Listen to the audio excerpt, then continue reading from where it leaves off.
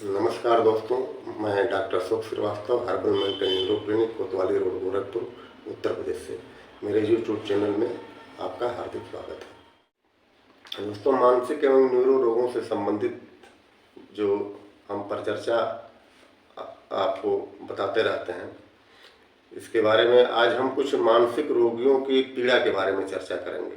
आज का टॉपिक है कि इनसे अपराधियों जैसा सलूक क्यों। तो मानसिक रोगियों के प्रति मानवीय और संवेदनशील दृष्टिकोण अपनाकर ही उनकी मानवीय गरिमा की रक्षा की जा सकती है।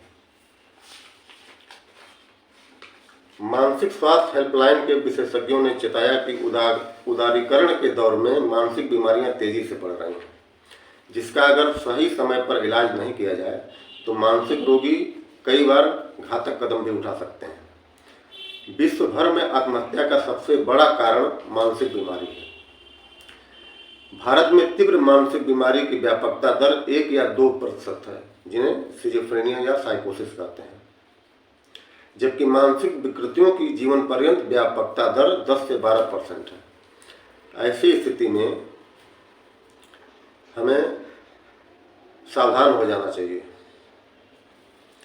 हमारे देश में ज़्यादातर मनोचिकित्सालय अंधेरे बंदीगृह की तरह है। यह मानसिक रूप से विकलांग लोगों के अधिकारों की रक्षा एवं पुनर्वास की पैरवी करने वालों के लिए चिंता का विषय है। कुछ वर्ष पूर्व राष्ट्रीय मानवाधिकार आयोग की एक रिपोर्ट सहित कई अन्य स्वतंत्र रिपोर्टों द्वारा प्रस्तुत एक सर्वेक्षण में इस सत्य को उद्घाटित किया गया कि भारत में विभिन्न मनोचिकित्सालयों में रह रहे मानसिक रोगियों के साथ कई स्तरों पर अमानवीय व्यवहार हो रहा है। कई बार उन पर बिना एनेस्थीसिया के इलेक्ट्रिक शॉक का प्रयोग किया जाता है। अक्सर ऐसी खबरें आती हैं कि मरीज को जंजीर से जकड़ कर रखा जाता है। इसकी पुष्टि भी कहीं कहीं हो चुकी है। सवाल केवल मानसिक रोगियों के शिकार व्यक्तियों का नहीं है, बल्कि यह हमारी मानसिकता से जुड़ा है। आम व्यक्ति से लेकर हमारी पूरी चिकित्सकीय प्रणाली मानसिक बीमारियों के प्रति संवेदनहीन है, जो कमोबेश यह मानकर चलती है कि मानसिक व्याधि का इलाज सिर्फ बंद दरवाजों के पीछे का अंधेरा ही है।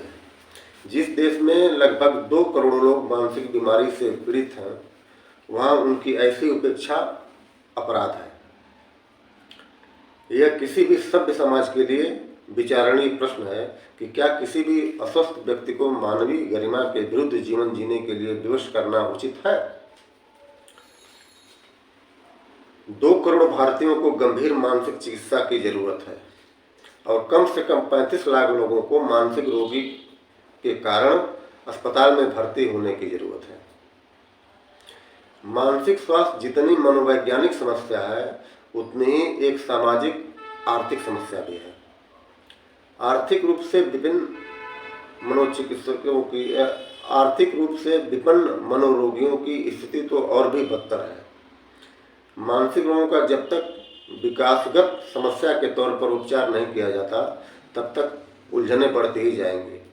हमें यह समझना होगा कि मानसिक रोग अन्य शारीरिक व्याधियों की तरह ही होता है। इससे ग्रस्त होना कोई अपराध नहीं है।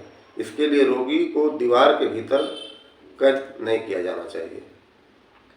हम एक ऐसी चिकित्सा पद्धति की आवश्यकता है जिसमें मनोरोगियों और उनके परिजनों के लिए मुख्य धारा के अस्पतालों में विभिन्न बाह्य वार्ड उपलब्ध हों और ऐसे प्रशिक्षित संवेदनशील कार्यकर्ताओं की नियुक्ति किया जाए जो कि मरीजों की देखरेख उनके पुनर्वास के लिए कटिबद्ध हों।